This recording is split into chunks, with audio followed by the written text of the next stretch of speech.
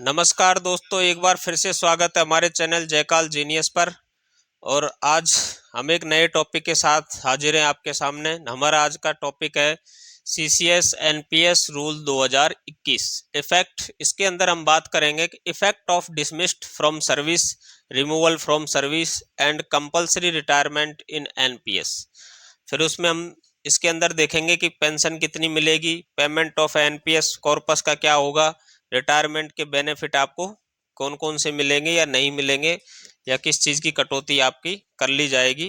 ये सब चीज़ों के बारे में हम इस वीडियो में जानकारी हासिल करेंगे। देखो, क्या होता है कि कई बार सरकारी कर्मचारी से अनजाने में भी कई प्रकार की बड़ी बड़ी गलतियां हो जाती हैं। तो हमें ये पता होना चाहिए कि यदि किसी कर्मचारी को डिसमिस्ड कर दिया गया है या रिमूवल कर दिया गया है तो उसको कौन कौन से लाभ मिल सकते हैं और कौन कौन से लाभ नहीं मिलते। आज हम बात करेंगे इस वीडियो में एनपीएस कर्मचारी के बारे में। ठीक है, ओल्ड पेंशन स्कीम के अलग रूल हैं और न्यू पेंशन स्कीम के अलग रूल हैं।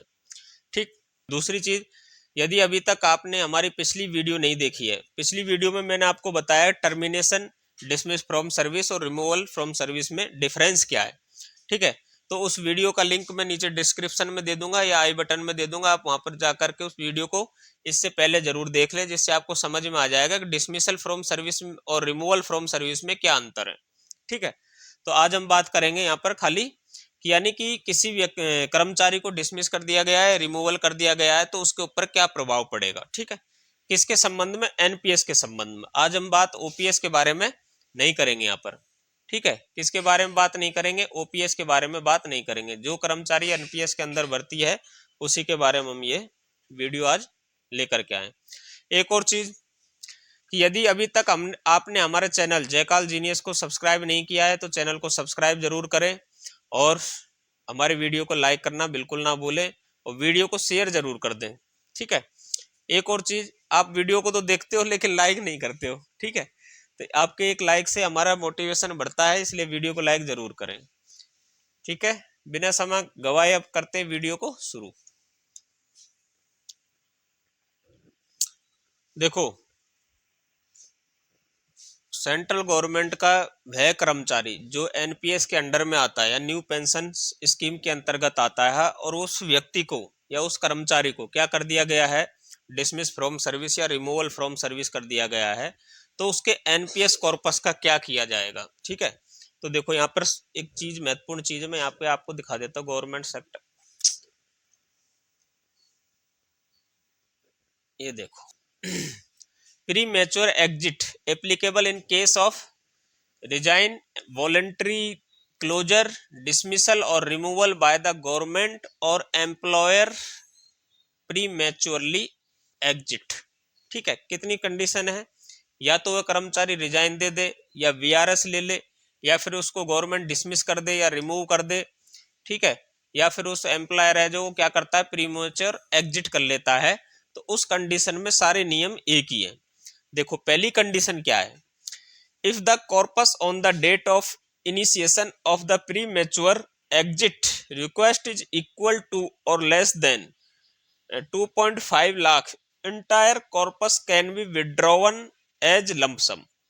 यानी कि यदि किसी कर्मचारी का 2.5 लाख रुपए से कम का कॉर्पस है एनपीएस खाते के अंदर, तो उसको पूरा 2.5 लाख रुपया क्या कर दिया जाएगा, उस कर्मचारी को वापस उसका कर दिया जाएगा। पूरा का पूरा क्या, 100%। तो ये क्या हो गया, यदि कोई कर्मचारी का कॉर्पोरेट 2.5 लाख रुपए से कम है, उसको डिसमिस कर दिया गया है, रिमूवल कर दिया गया है सर्विस से, तो उस कंडीशन में क्या होगा कि अगर 2.5 लाख रुपए से कम का कॉर्पस है तो उसको क्या कर दिया जाएगा, 100% पूरा उसको पैसा वापस कर दिया जाएगा। दूसरी कंडीशन क्या है भाई? कंडीशन दूसरी भी इसके अंतर्गत हो सकती है। तो देखो दूसरी कंडीशन, देखो आप, if the corpus on the date of initiation of the premature exit request is higher than 2.5 lakh and 2.5 lakh, at least 80% of the corpus has to be mandatorily utilized for purchase of annuity providing periodical pension to the subscriber. The balance corpus after utilization of purchase of annuity is payable as lump sum to the subscriber। देखो, बड़ी महत्वपूर्ण चीज है यदि किसी कर्मचारी को dismiss या रिमूवल कर दिया गया है और उसका टोटल कॉर्पस है जो कितना है 2.5 लाख रुपए से ज्यादा है, तो उस कंडीशन में क्या किया जाएगा कि मान लीजिए 2.5 लाख रुपए से ज्यादा का मैं यहाँ पर एग्जांपल ले लेता हूँ, 10 लाख रुपए है, 10 लाख रुपए, ठीक है। तो इसका 20% रुपया, यानी कि इसका 20%, यानी 10 लाख का 20% होता है 2 लाख रुपए, 20,000 2 लाख रुपए। ये तो क्या कर दिया जाएगा, इसको कॉर्पस के तौर पर लंप सम के रूप में उस कर्मचारी को दे दिया जाएगा। बचा हुआ जो उसका 8 लाख रुपया है, 8,000, 80,000, 8 लाख रुपया, इस 8 लाख रुपए को उसको क्या खरीदनी पड़ेगी, एन्युटी खरीदनी पड़ेगी, एन्युटी खरीदनी पड़ेगी। और इस एन्युटी से ही उस जो एन्युटी से जो ब्याज मिलेगा उसके आधार पर उसको क्या दी जाएगी, मंथली पेंशन दी जाएगी, मंथली पेंशन उसकी दी जाएगी। ये क्या रूल है, ये एनपीएस सब्सक्राइबर के लिए ये रूल बनाया गया है, ठीक है।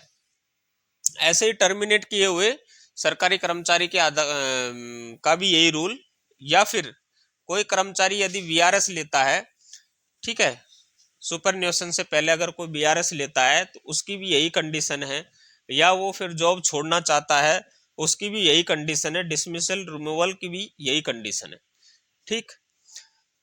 अब आप लोगों को समझ में आ गया होगा कि एनपीएस सब्सक्राइबर को अगर डिसमिस कर दिया जाता है, रिमूवल कर दिया जाता है तो उसको क्या लाभ मिल सकता है। इसके अलावा देखो इसमें क्या होता है कि इसमें एक नुकसान होता है एनपीएस सब्सक्राइबर को, जब आप रिटायर करते हैं तो उस समय क्या लीव इनकेसमेंट मिलता है आपको, क्या मिलता है, लीव इनकेसमेंट मिलता है,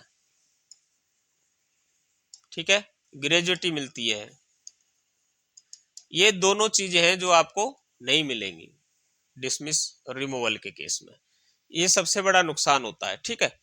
और ओल्ड पेंशन स्कीम का भी कुछ ऐसा ही हाल है, लेकिन ओल्ड पेंशन स्कीम में क्या है, ना तो लीव इनकेसमेंट मिलता है ना ग्रेजुएटी मिलता है। लेकिन ग्रेजुएटी के मामले में और पेंशन के मामले में एक छोटा सा नियम क्या है कि यदि अधिकारी चाहे तो उसको ग्रेजुएटी का मैक्सिमम 2/3 दे सकता है और पेंशन का भी मैक्सिमम 2/3 दे सकता है।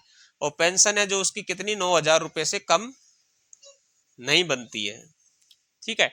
अगर मान लो कि उसको 2/3 नहीं देना चाहे पेंशन, तो उसको मान लो कि 1/4 भी देना चाहे तो 1/4 है जो क्या होनी चाहिए, 9,000 रुपए से अधिक होनी चाहिए, तब उसको क्या है कि डिसमिसल रिमूवल का लाभ उसको दिया जाएगा, ठीक है, पेंशन के मामले में। तो ये सब चीजें हैं with effect of pension, old pension के अंदर होता है, with effect of gratuity, with effect of leave encasement, या फिर फुल बेनिफिट के साथ अगर उसको घर भेजा जाएगा तो वो किसके अंदर आ जाएगा, कंपलसरी रिटायरमेंट के अंदर आ जाता है। तब आपको समझ में आ गया होगा कि न्यू पेंशन इस सब्सक्राइबर, एनपीएस सब्सक्राइबर को अगर डिसमिस कर दिया जाता है तो उसको क्या क्या लाभ मिल सकते हैं। यदि आपको हमारी वीडियो अच्छी लगी हो तो वीडियो को अधिक से अधिक शेयर जरूर करें और हमारे चैनल को सब्सक्राइब करना बिल्कुल ना भूलें, ठीक है, और वीडियो को लाइक जरूर कर दें। वीडियो को हम यहीं समाप्त करते हैं। जय हिंद, जय भारत।